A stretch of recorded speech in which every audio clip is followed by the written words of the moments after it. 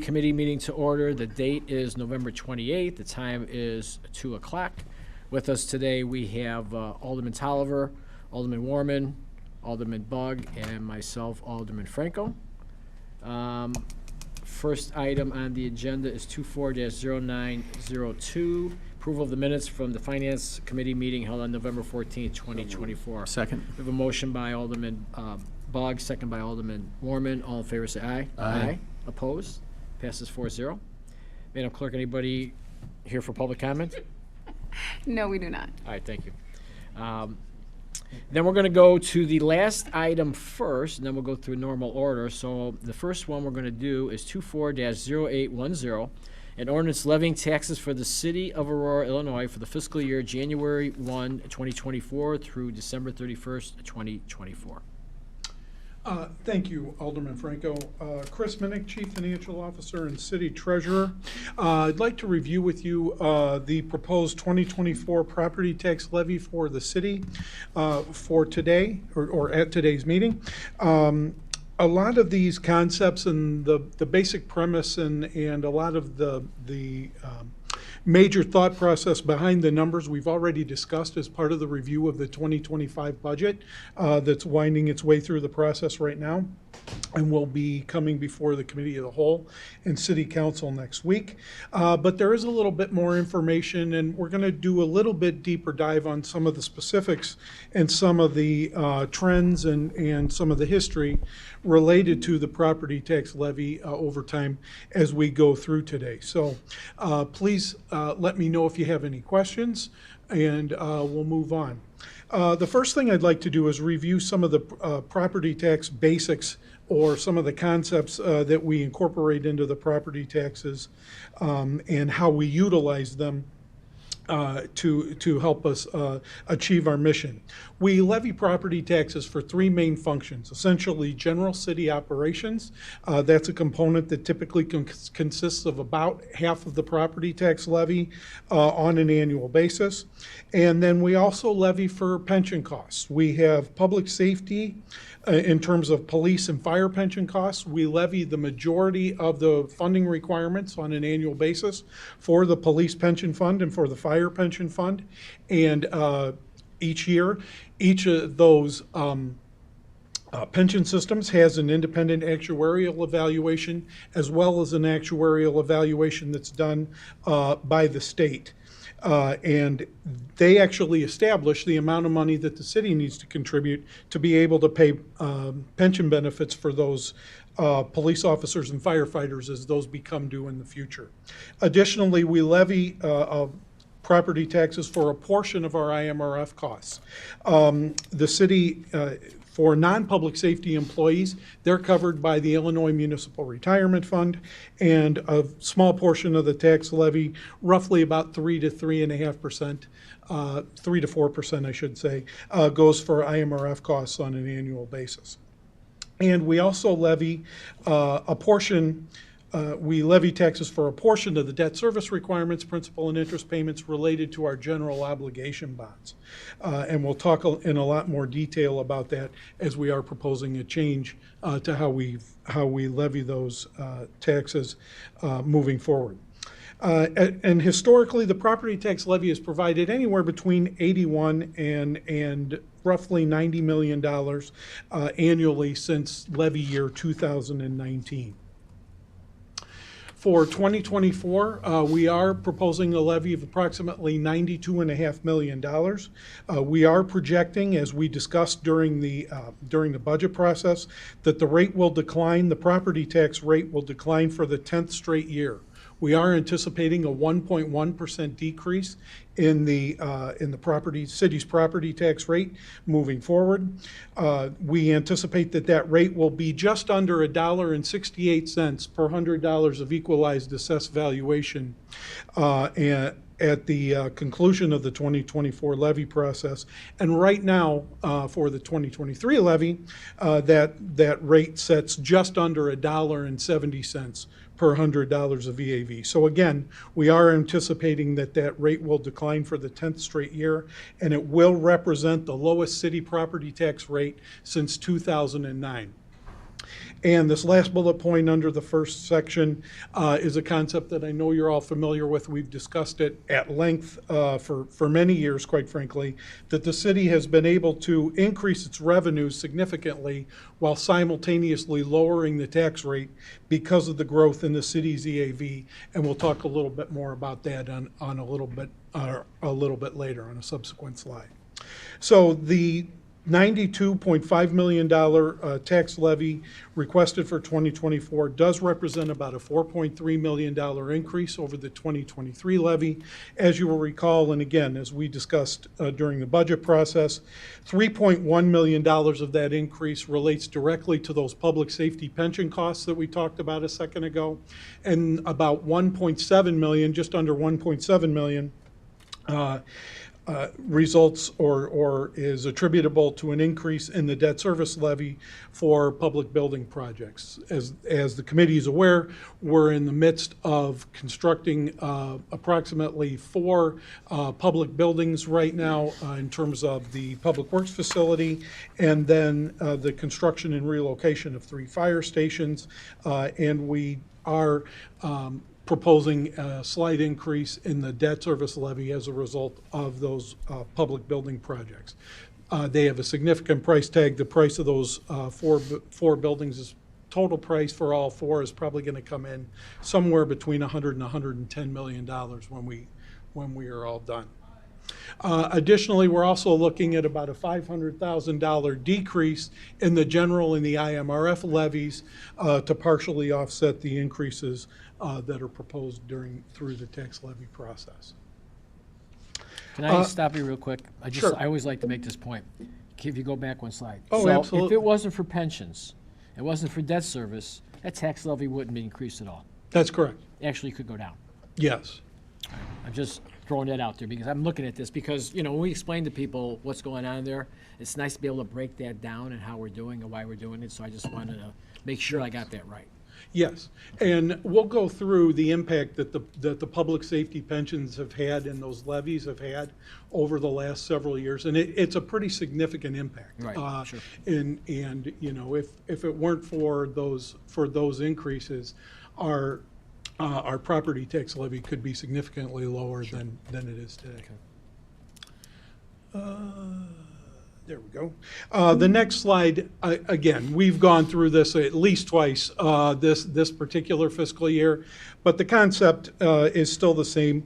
And I'm sure the committee is aware that as we've gone out in time, going all the way back to 2016, when we levied approximately $73 million in taxes, beginning in 2016, we really started to see a significant increase in the city's equalized assessed valuation as measured by the graph at the bottom right corner. What that has allowed us to do is increase the property tax levy from about that $73 million number up to the $93.5 million number that we see today, while significantly lowering the tax rate as measured by the graph on the upper right. So we've been able to generate significantly more revenue because of the increase in the tax base, while at the same time driving down the city's tax rate. And we expect that trend to continue as we move into the future as well. I got a little curious as we started to, and as we've talked through the process, how does the city's EAV growth compare to some area communities, particularly those up and down the Fox Valley? So I took a look at some of the communities that are on the Fox River as well as the city, and I concentrated on those communities that had an EAV and a 2023 EAV of $1 billion or more. And as you can see from the chart, Aurora's cumulative EAV growth history between 2016 and 2023 averages out to about just under 7% a year, for a total percentage increase of about 48% between 2016 and 2023. And I use 2023 because we don't have the final 2024 numbers yet, and I wanted to compare actuals to actual. only Elgin of the communities that are located along the Fox River that has an EAV of $1 billion or greater has a higher EAV increase than in terms of percentage than the city of Aurora. So it shows that, you know, we are a leader in the economic development arena. Those economic development efforts have been paying off in terms of the EAV growth that we've seen since 2016. So again, it's the same concept. The growth in the EAV and the growth in the city's tax base has allowed us to achieve the goals that we've needed to achieve with the tax levy moving forward. Then we spoke a little bit a minute ago about public safety pensions and the levies that have come about related to the public safety pensions as we move forward in time. And the public safety pension levies have really been the main drivers in what's been increasing our tax levy over time. I have a bullet point there that we levied about $22.8 million in public safety pension, police and fire pension levies for the 2016 levy. You'll see, and we're proposing actually a combined $35.2 million proposed for the 2024 levy. That represents about a 58% increase in that 8-year period, which averages out to about 7% per year. And if you go back even further to 2013, in the 2013 property tax levy, what you actually find is we levied $17.5 million in 2013, meaning that since 2013, we've actually doubled the amount of the dollar amount of the levy that we've needed to utilize to fund public safety pension liabilities over that time frame. And additionally, in terms of the public safety pension levies and their proportion of the total levy, during 2016, they were about 31% of the total tax levy. In 2005, they were 17% of the total tax levy. Today, they're 38% of the tax levy, and we'll take a look at how that all plays out moving forward. And contrast that to the debt service levy. The debt service levy has actually not increased since it was initiated back in the 2005 levy year. $4 million has been the levy request each and every year as we've moved forward for the debt service levy. Again, this is the graphic representation of what I just talked about in terms of going all the way back to 2011 when we levied approximately 13 to maybe $15 million in public safety pensions levies. We've adjusted over time as those funding requirements have increased. We fund our public safety pension liabilities in two main ways, with the property tax levy as well as a small portion of personal property replacement tax revenue that we allocate on an annual basis. So here are the specifics, and here's a little bit more detail related to the 2024 property tax levy. You can see in the table on the right, I've actually included the 2022 levy, 2023 levy, those actual amounts, as well as the proposed amount of the 2024 levy. You see that we are proposing the levy of $92.5 million. That does represent about a $4.3 million increase, about 4.87% over the 2023 levy, which was at about $88 million. We are anticipating, again, that rate will decline to about $1.67, almost $1.68 per $100 of EAV, compared to about just under $1.70 per $100 of EAV for the 2023 levy. That represents about a 1.1% decrease in that rate as we talked about. We have also talked about the property taxes that are attributable, the city portion of the property taxes, attributable to a property with a $300,000 market value We anticipate that they will be about $1,649 as a result of the proposed 2024 levy. That is an increase of $87, as we've discussed, over the 2023 amount. But interestingly enough, because of the rate decline, it is less than the amount that that $300,000 property paid for the 2022 levy. So you can also see the police and fire pension funds, the public safety pension increases of about $3.1 million that are proposed as a part of the 2024 levy. I mentioned a moment ago that there's an actuarial study that's performed on the police and fire pension funds each year.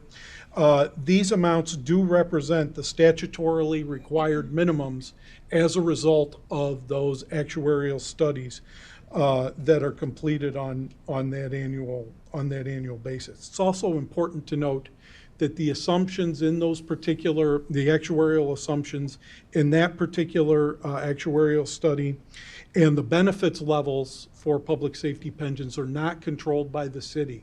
Those are actually mandated per state law, and the city has to comply with those requirements and does not have an option to change them or influence them in any way. We did talk about the fact that there were some changes to the pension benefit calculation model related to how they calculate cost of living adjustment benefits for retirees. And additionally, another driver that's having a bit of an impact on our pension liabilities is our increasing headcount. You can also see in the table, the last column in the last type of tax levy that we issued, the debt service levy, is increasing from about $4 million to a proposed $5,750,000 as a result of those public building projects. I'll pause and ask if anybody has any questions. I know there's a lot of information on that slide, so if there's anything that you'd like me to address, I'd be happy to do so. Questions or comments from the committee? I think you're explaining things very well. Oh, thank you. So again, the 2024 levy year review. Our increasing EAV will allow for rate relief and additional revenue generation. The rate has declined for 10 straight years. We're anticipating a 1.1% decrease for the 2024 levy, representing the lowest city property tax rate since 2009. We do have those statutorily required increases to police and fire pension levies proposed. Those increases are anticipated to add $58 to the property tax bill annually for a property valued at $300,000. That represents about a 3.7% increase in the property tax liability for that property. Additionally, we're requesting the increase to the debt levy for the construction of public buildings. We do expect that would add about $29, an additional $29 to that $300,000 property, representing about 1.9%, an increase of about 1.9%. So the total impact would be approximately $87 or about $7.25 to the owner, $7.25 per month to the owner of a $300,000 property, total increase of about 5.6%. So with that, I'd be happy to answer any questions or address any issues. So, I just want to make a statement. When people talk about, nobody wants to see their taxes increased. Correct.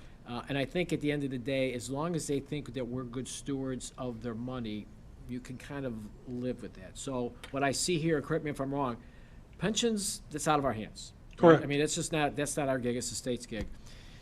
Obviously, the fire stations, there's a need for the fire stations because it's response times, geographic location, cities expanding, and obviously the public works building. So as I look at this, when we're well versed up here, as I look at this, it seems like we are doing a good job because the only thing that we're increasing the levy for is something from the state or necessary buildings for public safety purposes in essence. Would that be a correct, summation of the whole thing?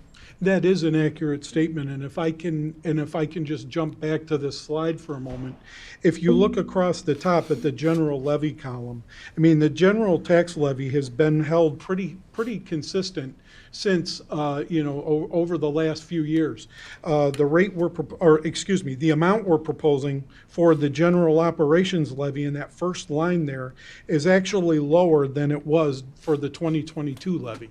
So we're talking about 47.674 million as compared to about 47.836. So, and as we go back in time, we would see that because of the public safety pensions, as we've discussed, it is consuming a larger and larger portion of the property tax levy each and every year. So, And I'm assuming that every municipality is kind of going through the same thing. Yes. and depending how much it is, but proportionally, they probably are, I would think. yes. Okay. Questions or comments from committee? Yeah, I get it. Alderman Bug.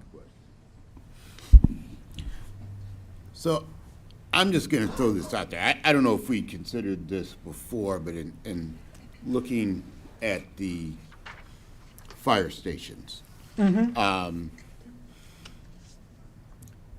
So of course, we're increasing this. The fire stations, as Alderman Franco said, are necessary. Different administrations have different takes on things. So the last fire station we built fully was in Ward 9, it was Station 12. Okay. That was funded by an SSA. And all the surrounding properties that were going to be serviced by that fire station paid into that SSA. So it did not get spread out over the whole city. It got spread out over the people who were going to be serviced by that fire station. Was that ever, and maybe this isn't a straight finance question, but a philosophical question, did we consider that again, funding those new fire stations by the residents who those new fire stations will be served by? Or did we just decide, we're going to spread it out over the city? There really is only one new fire station that's going in. The other two are actually relocations of existing stations to better accommodate kind of the new traffic pattern, the new call patterns based on the study that the fire department had done a couple of years ago. So the existing infrastructure, I don't know that a special service area would be the way to go for one of those items, and handling the relocation and reconstruction of those fire stations in terms of a special service area. Generally, the fire protection and the fire protection services are a service and a benefit to the entire community, more so than a particular area, because they are kind of interdependent on each other in the way they respond and things of that nature. So we did not take a look at that as a more direct answer. We did not take a look at that as part of a special service area mechanism to fund or finance the fire stations to be constructed. I was not aware that a special service area was implemented for a new fire station over there. That's Every something. subdivision paid into Wow, that SSA for that fire station to Wow. be built. that's interesting. Well, okay. I Like don't I know said, that different would've- administrations have Yeah, different philosophies. yeah, I guess so. I and would think, times change and. like Mr. Minnick said, I would have thought that it's basically it's a all-encompassing type of thing, as opposed to a sound barrier or something like, those type of things. Wow, okay. Well, it's interesting. Any other questions or comments? Alderman Warman? That is just mind-boggling to me as well. So was that as each subdivision was created, or that they had to pay into it, or was interesting? How long ago was that? Started in '99, through the creation of them, '99 2004, and each one was 20 years. Right. Yeah, Wow. they all paid into it. One subdivision that Mr. Minnick is familiar with, they paid up front. Yeah. So, yeah, Wow. their builder paid the SSA up front. Well, lucky to the rest of the wards, I guess, then. I was trying to figure that one out. And the only one person that can comment on that is probably Mr. Seville, Alderman Seville, because who's around in 1999? Maybe Alex, but he was a fledgling at the time, so I don't know about that. Okay, all right. Interesting. Sleeping dogs lie. Wanted to compliment Alderman Bug on his scarf. Getting ready for tomorrow. I know. Alex Alexander, Chief Management Officer. So I think Alderman Bug, you hit it on the head. It's not just an administration by administration decision, but I think it's also the time that it would have occurred. So if you go back to 1999, 2000, right, when I started here, the city was still growing. There were subdivisions that a few years earlier were farmland. And so you've got a situation where if it was so far out that it really at the time only made sense to put a fire station there, and the opportunity to have the developer and the subdivision pay into it, I think they would. But now, with the city, other than, of course, down in your area, like the Del Webb area, maybe the far west side where there's still land, but I don't think we would go to that model, only because now the fire department is citywide, system-wide, and all the resources are shared throughout the city. And until Chris just said that a minute ago, in my mind, I'm thinking 3 fire stations.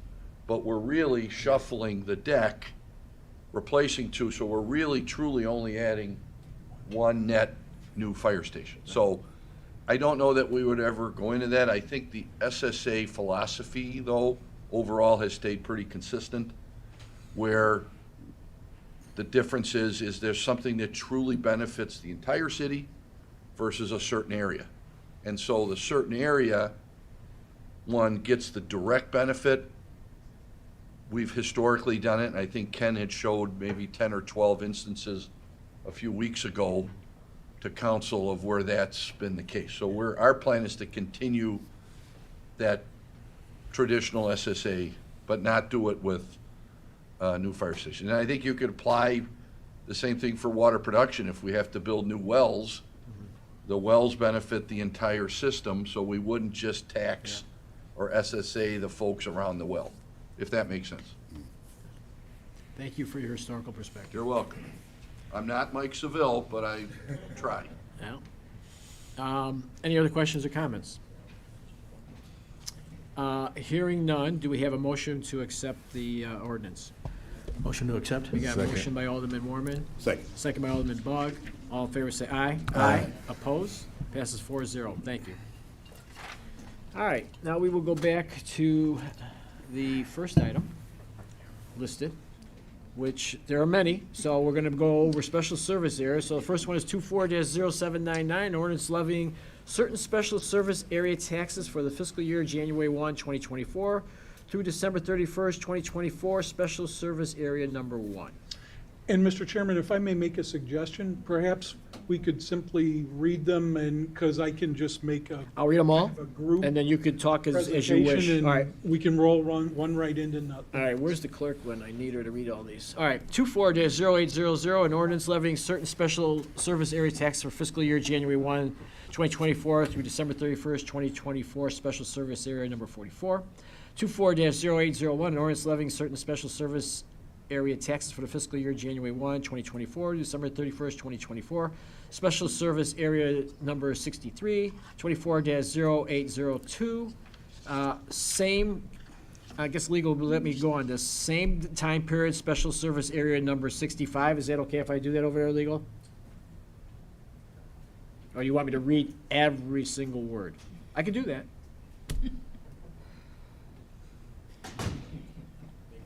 Can we read every word? No problem. All right, so that what I just read, 0802, an ordinance levying certain special service area tax for the fiscal year January 1, 2024 through December 31st, 2024. Special service area number 65.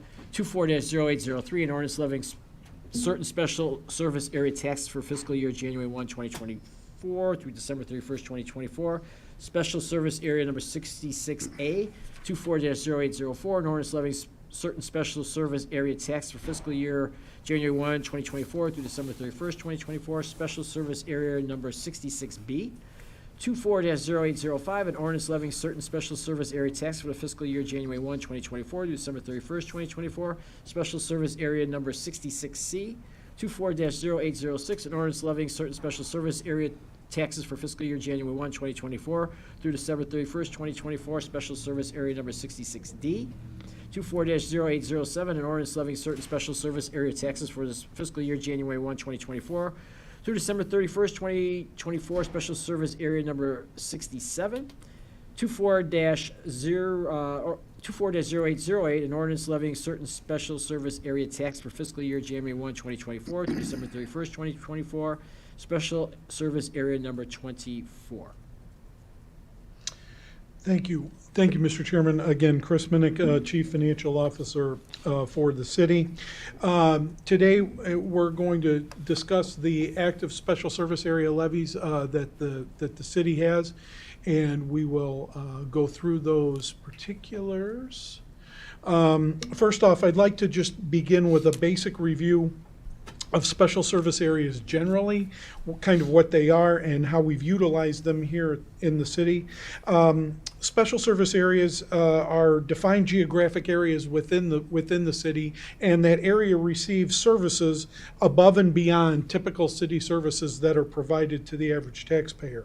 As a result of these additional services, and because they are over and above, there is traditionally an additional tax that is levied to finance the provision of the special services to the residents of that particular area. The main purposes and how the city has used them in the past to support the activities of Aurora downtown, special service area, particularly as described in Special Service Area 1A. And additionally, over time, the city has been approached by particular homeowners associations or particular areas of the community to provide common area improvement and maintenance projects, as well as some common area detention and capital types of maintenance programs as well. Approximately $455,000 is anticipated to be generated by the special service area levies that we are proposing as part of the 2024 tax levy process. And I think it's also worthy of note that because of some of the issues we ran into with Special Service Area 90 as we ran through that process here a few weeks ago, we did perform some additional analysis to try to make sure that we are keeping up with the amount of the amortization for particular projects that have been undertaken historically. You'll see we are proposing, and I will talk about the fact that we are proposing some corrections to some of those levies at this particular time related to that. Some of those items will be rectified next year, and with some of the items, we're going to have to rectify them with the 2025 levy to be collected during calendar year 2026, just because of some of the timeframes involved and the expiration of a couple of those special service areas.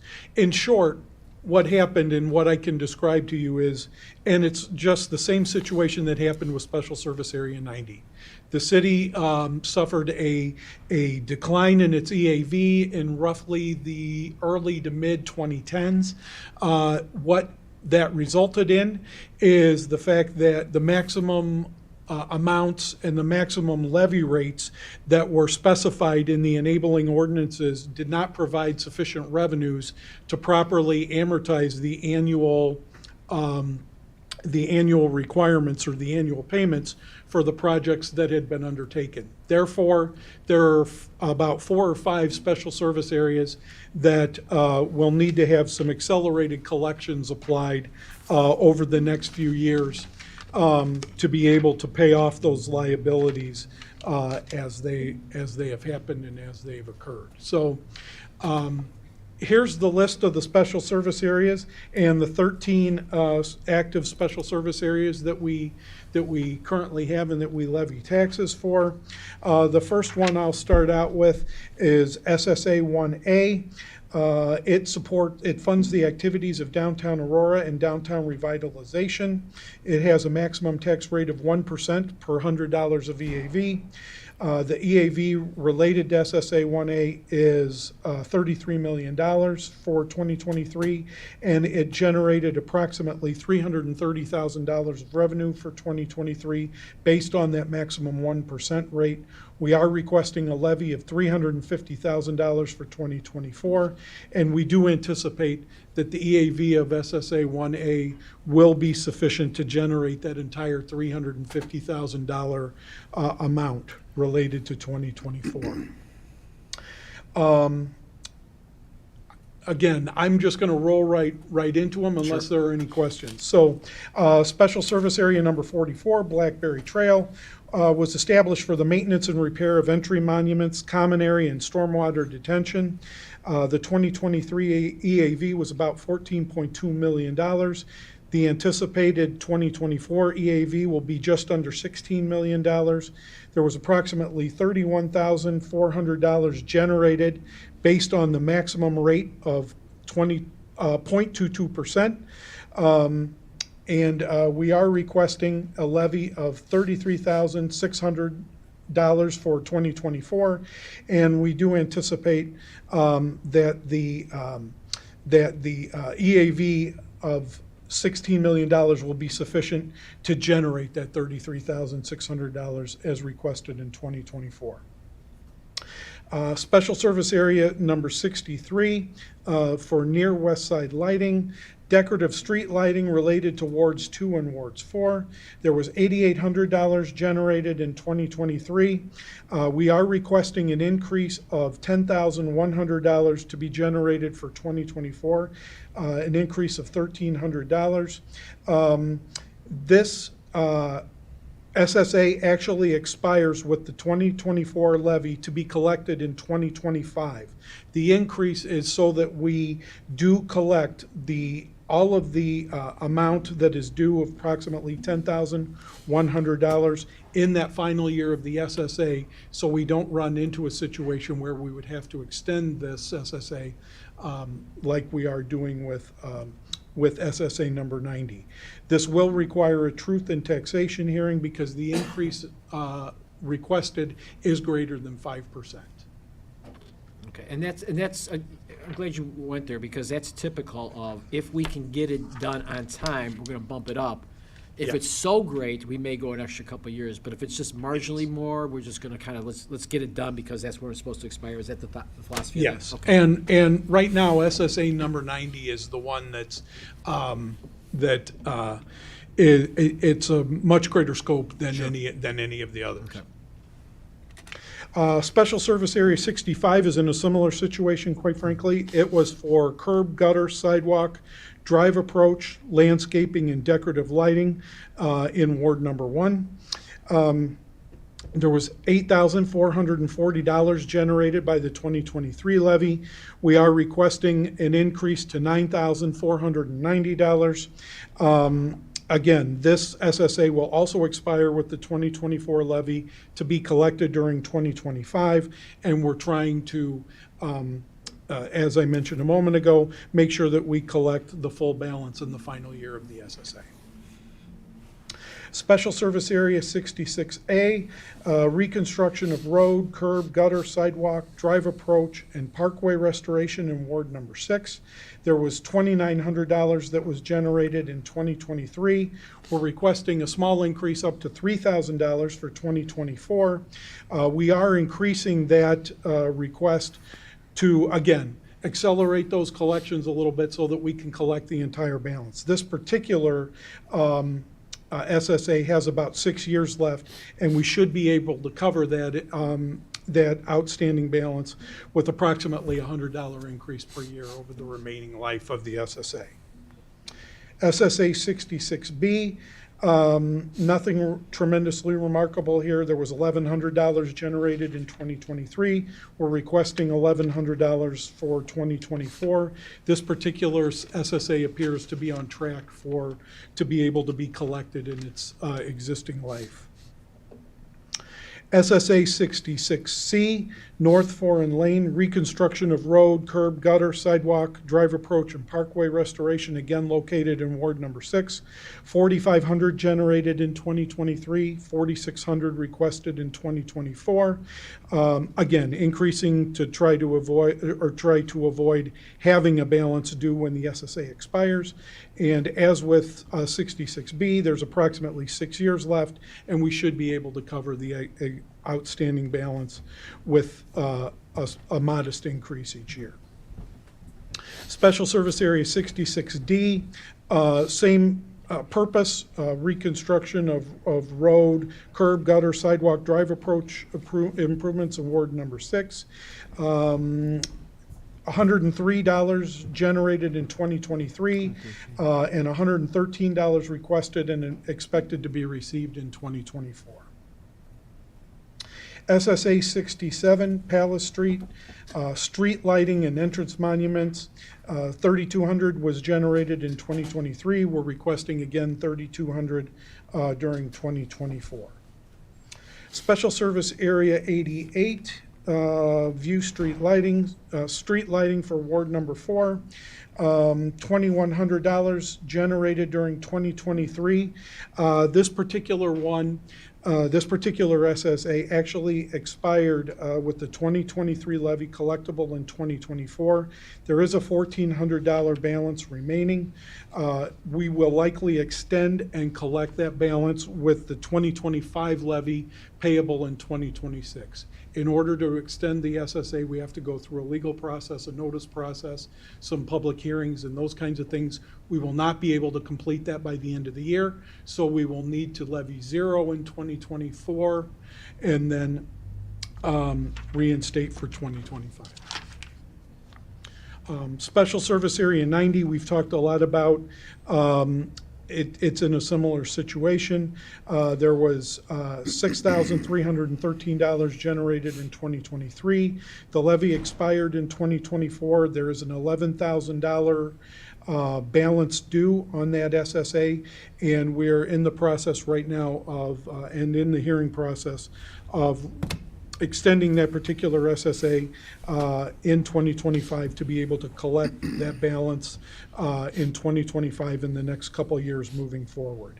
$0 will be levied in 2024 as a result of that, because again, we will not be able to complete the extension process prior to the end of the year. SSA 141, Country Squire Estates, expired at the end of 2023. There's a $390 balance remaining. This particular SSA, its first year was levied on an EAV basis. However, it was switched after that first year to a per lot, per parcel basis. And there's a $390 balance remaining. We're going to evaluate the practicality of extending that into 2024. It would equate to a charge of about $6 per lot to amortize that. It may not be worth the effort. The last SSA we have is Special Service Area 24, Eagle Point. It's actually in DuPage County. It's for maintenance, repair, and replacement of fencing, gates, paths, and other common areas and stormwater retention areas. There was $40,000 that was generated, just over $40,000 generated in 2023. We are requesting $40,000 in 2024, and we do expect that the EAV will support that particular levy. So with that, I'd be happy to answer any questions, and thank you for going through all this. No problem. Alderman Bug? Yes, thank you. SSA 24, and I've emailed your office, yourself and Stacy about this. What is the total balance in SSA 24? I believe when I had looked at that, it was around $80,000, but I would prefer to actually look it up currently and email you with that information. Okay, please do. With your statement about SSA's not meeting the goal of the different upgrades and improvements, in this SSA, and this will be over the next year, but we're going to have to do some negotiation. We're going to have to replace that fence. It's going to be hundreds of thousands of dollars. Okay.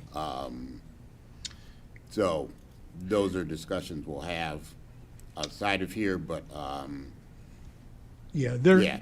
there may be an ability to request a levy of greater than $40,000 in the future. It looks like the maximum rate that's established is 0.2%, and right now, the rate generated is about 0.12%. So there might be an ability to increase it, probably by about a third, just eyeballing the numbers, as we move forward to provide some additional funding for that fence, if that's the desire.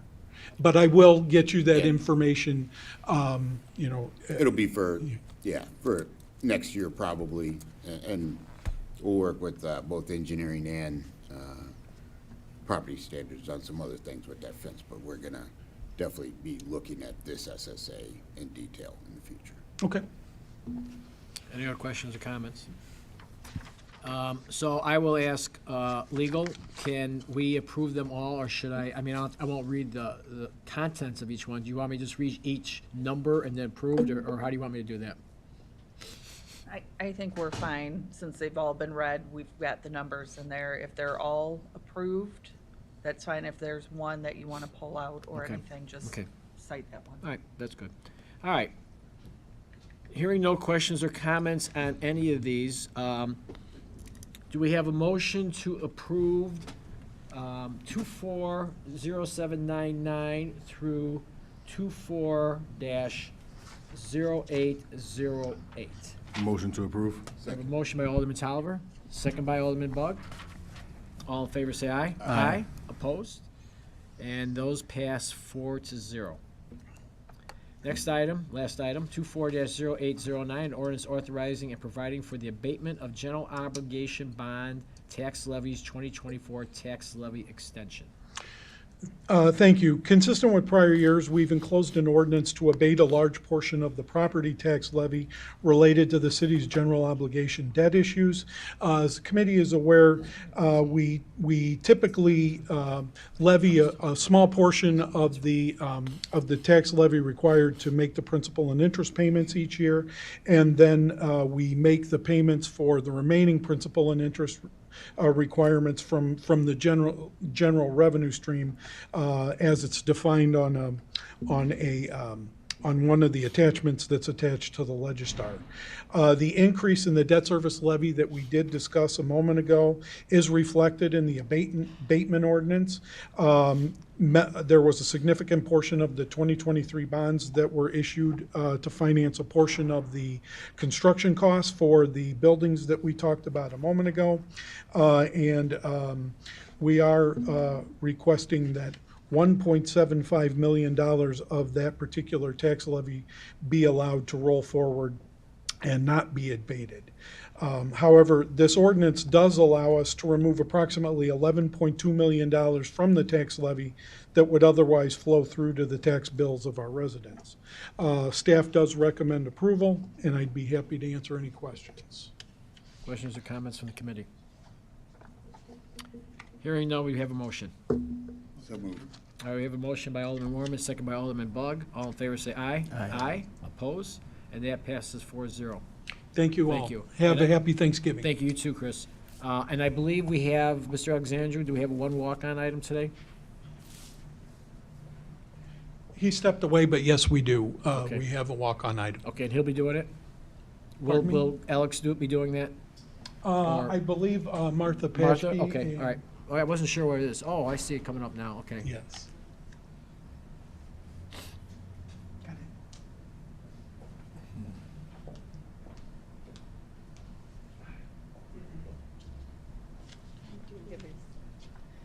Hi, Martha Paschke, Director of Innovation and Strategy. I have a few things that I'm going to hand you in relation to this item.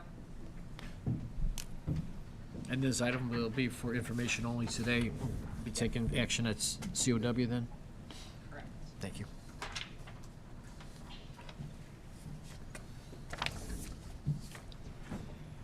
May I say for the record, Thanks. it says, please do not touch the microphone, but if I don't touch it, I've got to be on my tippy toes.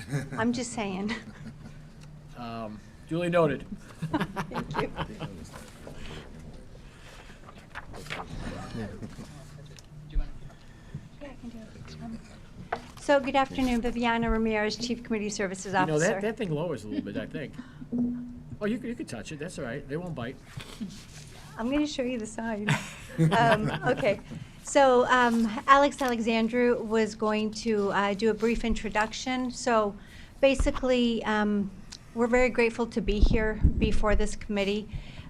This Aurora's Promise, a children's savings account, has been something that was born over a year ago. And so through the very hard work of the Community Services Department and the Innovation and Strategy Division, we are very proud to present a brief overview for your consideration, and a fuller, more comprehensive will be presented at the next Committee of the Whole meeting. But I'll turn the time over to Martha. Thank you very much.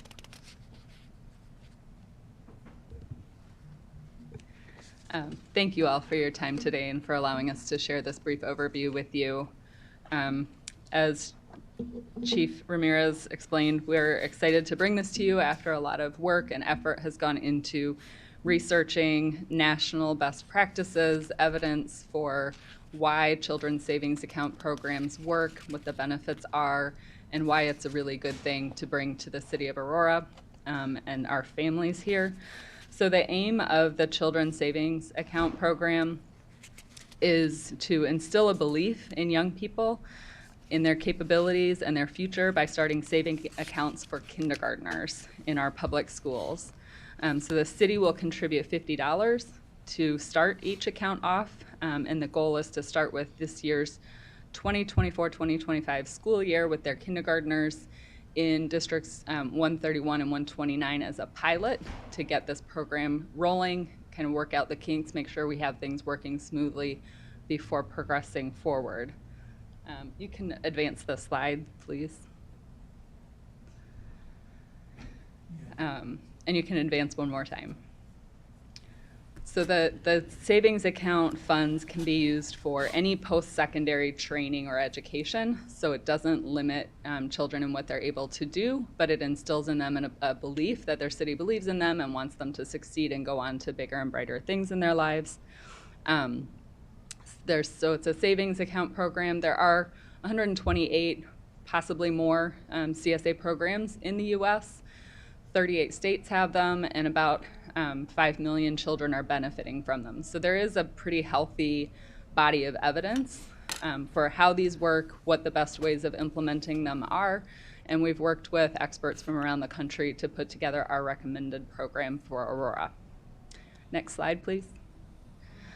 Some of the high points on the evidence: children who have at least $1 to $400 in an account, or $499, are 3 times more likely to attend college and 4 times more likely to graduate.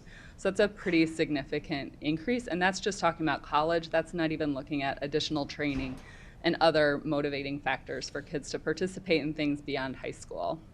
It also reduces disparities in account holdings, which is a really good thing with the diverse population that we have, to encourage more families to become banked in safe banking products, to think about saving for futures for their children.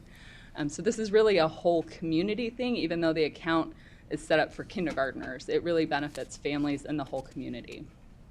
And then there's also one of the benefits of this that's been found over time is the increased parental expectations for their kids. Just having that savings account and knowing that the city has contributed to a savings account for their kids increases parents' expectations of what their kids are going to do.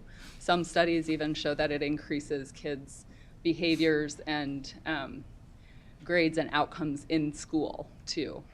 You can advance the slide, please. So we put out an RFP, and we had one proposer. That proposer is Operation Hope. That proposal will be available to you to review in full before Committee of the Whole. Operation Hope is a nonprofit that was founded in 1992. They are based in Atlanta. They actually run Atlanta's CSA program. They've been doing so since 2022. And we believe that partnering with them as the owner and manager of our program will strengthen our ability to launch this in a meaningful way, benefiting from the lessons they've learned and just streamlining our process so that we can benefit from their knowledge and expertise and their whole team while not having to hire a whole staff on our side. So we really think this is a great partnership, and we're excited to work with Operation Hope. You can advance the slide. Operation Hope has a long history of engaging in meaningful community work.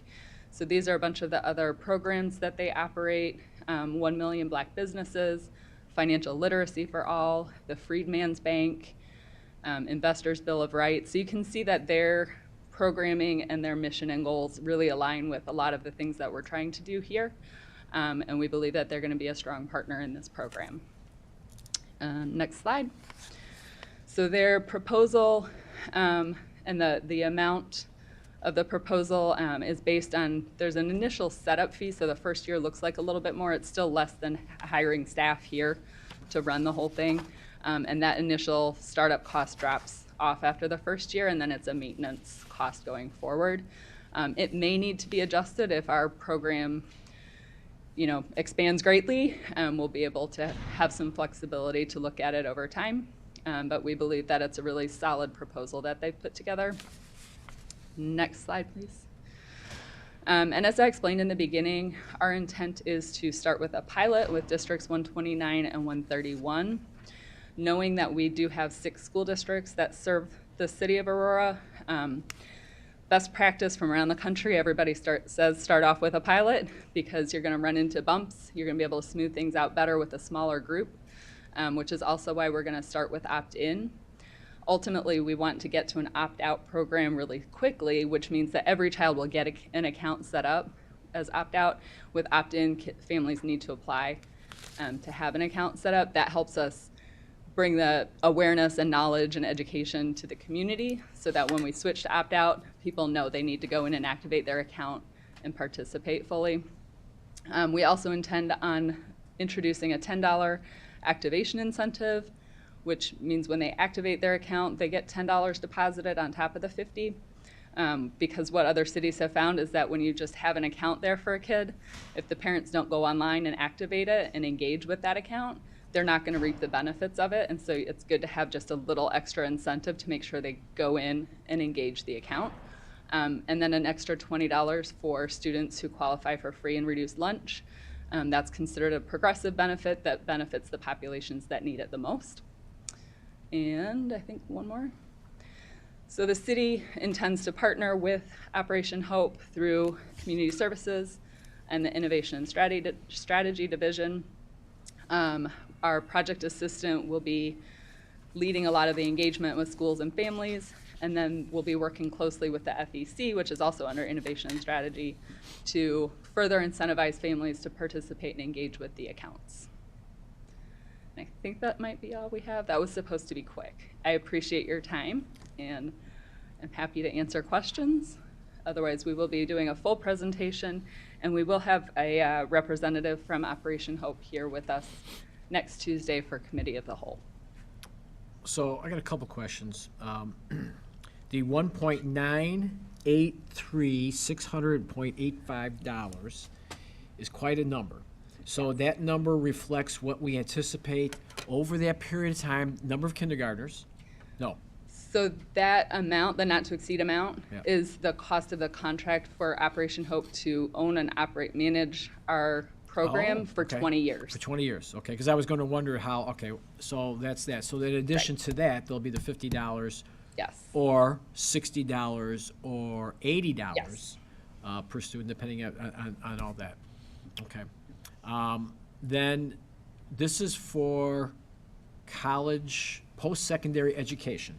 And Would training. that be trade schools? Yes. Okay, because there's a big trend towards that now. So in the Yes. next few years, there's going to be a lot more kids doing that. So didn't So know if they were going to be excluded. The goal is absolutely to make sure that kids know that anything that's post-secondary. It could be starting up a business Right. that they want to start up. It could be trade school, college, yeah, any of that. And do we feel that, and this might be, I don't know, it's a little bit abstract, $50 today is not $50 15 years from now. So is there any thought of an escalation? So like maybe in 10 years it's $55 or $55 in, or have we even talked about this? It's just gonna be straight 50, you know, $50 today, pretty good. $50 in 2043 might be $30. You know, that type of thing. I just didn't know if that was factored in or not. Yeah, that's a good consideration and something that we'll have to keep an eye on. All right, I'm just throwing Yep. that out there. You know, Yeah, I'm sure it because makes this is all sense. new. You know, I didn't know Yep. you know how much we even wanted to think about something like that. Yeah. It's more than we probably need to deal with right now. I think but- we'll have to monitor Sure. how the program goes. Sure, And, okay. and now we're actually able to see programmatic outcomes. San Francisco was the first CSA program, and they just had their first graduating class last year. Okay. So they're just getting the data on what the graduates are doing Okay. with the funds. All right. And if I may, Any other questions, Alderman Warman? Yeah, I just have a couple, because I'm sure you'll cover quite a bit in COW. So Operation Hope, that covers the change of address, payouts, all the maintenance that goes along with from kindergarten through high school. They keep track of everybody and all that stuff, so we're just basically setting up the program and then turning the keys over to them, so to speak. Sort of. There will still be a role for the city ongoing. Our city side will have to make sure that we're cleaning up the data before it's sent to Operation Hope to make sure that the student accounts that are getting set up are students who are residents of Aurora, especially because when we add the school districts that are not just Aurora students. But yes, that will be, and they'll be providing technical assistance. So even though they're not on the ground here, they'll be providing innovation and community service staff with, you know, these are the kinds of flyers you should be making to hands out to parents at school nights and things like that along the way. And then in 18 years, assuming the first payout here, so they handle all the payouts and stuff like that as well, too? So they're proposing partnering with US Bank because there are physical banks in Aurora with US Bank, and they already work with US Bank, so they have that relationship. So yes, they'll have the platform which is VistaShare. It's a digital platform. VistaShare is used by a lot of cities that have CSA programs, so it's really well known. That'll be the digital platform where parents can see, and then US Bank will be the bank that they'll be able to hold the accounts in. Awesome, thank you. Alderman Tolliver? Thank you for the presentation, and it may be in here already. I'm kind of flipping through, but what happens if the kids or the parents set up an account, and then in 18 years from now, or however many years from kindergarten to senior year, they choose not to do anything post-secondary? What happens to the money that's in there? So there are a few options with that. It'll depend. So if a family moves out of the city during that time, they will still get any money that they've contributed will go to them. Any money that the city has contributed, including the initial 50 and any incentives, will go back to the city's fund. If they graduate, and I don't have it in front of me either, but I believe they have about 4 to 5 years to expend the funds that are in it. If by the end of that period that is set, I believe it was set at 16 years from the account being created, if they're not touching the funds, I believe it's called a sheetment. I've learned a lot about finances lately. The funds that go back to the city, and the funds that the family's left unclaimed go through a sheetment as proper procedure. Okay, and that answered my second question that I had about what happens, or how long do they have? And then, so from what it seems like, we're doing the initial, like I said, 50, the 60, possibly the 80, and then we're done with our portion of it, and the rest of it is just the Well, parents putting it in, or some type of other organization? Yeah, so the hope is that this creates and instills a habit of saving. So the hope is, the city's going to kick it off, and we want families to, and part of it is going to be that education piece that we're going to still be involved in through the FEC, through the Project Assistant in Innovation. We'll be engaging in the savings education, but we're also going to engage city partners to potentially create additional incentives along the way.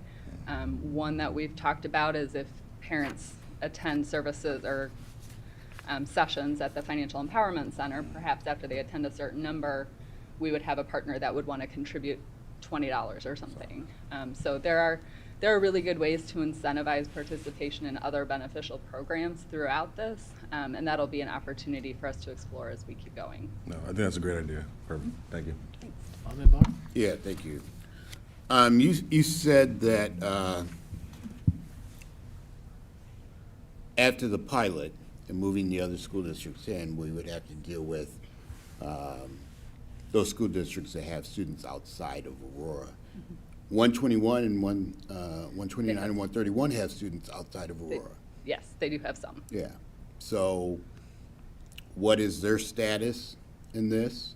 And I'd really like to see information on one of these pilot cities to do a compare and contrast. Yes. So most cities that have the most data and evidence only have one school district. And so we're very unique in this. The way that other cities that have been really successful have done pilots in big cities, they've either started with only Title I schools or only schools in a certain area or neighborhood to start their pilot and to solidify the program around that before they expanded it out beyond that population. And there are a lot of reasons for that because, as we just talked about, incentives, you have to work that out. You have to figure out what the best way is to communicate with parents to make sure they're activating the account. We don't want to set ourselves up for a situation where we're putting a lot of funds into accounts that are not going to be engaged with or activated. So we want to figure out those pieces to make sure that we're getting everybody on board and activating with the accounts and participating in it. So there's just a lot of programmatic pieces that have to get worked out through the pilot. Our goal, and I've talked with the mayor about this too, because we don't want students in those other schools to feel like they're being excluded from this. The goal is for that cohort to be eligible. So if they're kindergartners in those other schools this year, when we bring their schools in, even if they're in first grade that year, we would consider them part of that eligible cohort. Okay. I don't think you directly addressed my question. The students living outside of Aurora, what's happening with them right now? So it's opt-in. Oh, So, they have to be residents of the city of Aurora. so that information will be on the Yes. information sheet. Yep. You must be a Yep. resident of Aurora. It's a city program. Okay. But it will go to the school and be circulated in that school with Aurora residents and Montgomery residents and North Aurora residents. Right, and that'll have to be done carefully, and that's why the pilot is important, so that we figure out ways that we can do that in a way that's not going to upset the apple cart, so to speak. And that is something that has to be figured out carefully, and obviously the language will always have to be clear that it's a city program for City of Aurora residents. And that's also why city staff will have to be involved in reviewing the applications for residency in the city. That's an interesting question. I mean, I figure there's gonna be a way to do that, but I'm just thinking, my kid lives in North Aurora, goes to West Aurora schools. I would like my city to jump in. Is there any thought if North Aurora says, I'd like to be part of that too, or Montgomery, I'd like to be part of that too, because we can do that, if they wanna do that. And then, I mean, would that be something we would look at on the road if they wanted to participate as a town? I guess we could, right? I mean, we can absolutely share. Right. I mean, I don't want to get too ahead, make this Yeah, that much would be more a big- complicated than it is, but you could almost Yeah. see that being a possibility because, hey, Right. Aurora's doing it, North Aurora, step up to the plate type of thing. I don't know, And so. I mean, the evidence is showing that it's an idea that's really catching fire right now. More and more cities. I was fortunate to attend an NLC workshop day in Washington, D.C. with other cities that are at various stages of starting, or San Francisco was there and they were sharing their brand new study with us. So it's definitely an idea that is rapidly catching Right. on, and I wouldn't doubt that cities around us are maybe going to be encouraged by students coming home saying, look sure. what Aurora's got. Right, yeah. Yeah. Okay. All right, interesting. And one of the key points that I probably didn't highlight clearly was we have to establish a data sharing agreement with the schools. So in order for the schools to share that information about their students with us, we have to have that agreement with them. So that's one of the other processes that goes into the pilot to make sure that can take some time. They have to be careful with information, and so trying to do that with 6 school districts all at once would be very unwieldy. Starting with 2 is going to help us streamline things and make it a really solid program. Any other questions or comments? No, I mean, in that piece, you know, it's a difficult ask, and so we have to, you know, tip lightly. It just, I know the way things come home right now. They come home in a virtual backpack, and it says, you know, this to the parents, this is what's happening. And unfortunately, this is a great program, but our piece is going to say somewhere in, you know, this is only for Aurora residents. So if you live in Montgomery, if you live in North Aurora, if you live, this does not apply to you. And, you know, it is what it is, but. Well, there's always homes for sale in Aurora. So if they want to jump Okay. in, they can always move into our area. We're welcoming. We're open for business. Anything else? Well, thank you for the presentation. We look forward to more at COW, but I'm glad you brought it up to us today because it's kind of nice to get ahead of the curve a little bit. So thank you for that. And I appreciate your willingness to let us problem. bring it to you. No Thank you. problem. Thank you. Anything else before the Finance Committee today? We have a motion Second. adjourned by Alderman Warman, second by Alderman Bug. All in favor, say aye. Aye. Opposed? And we are adjourned at 3:12.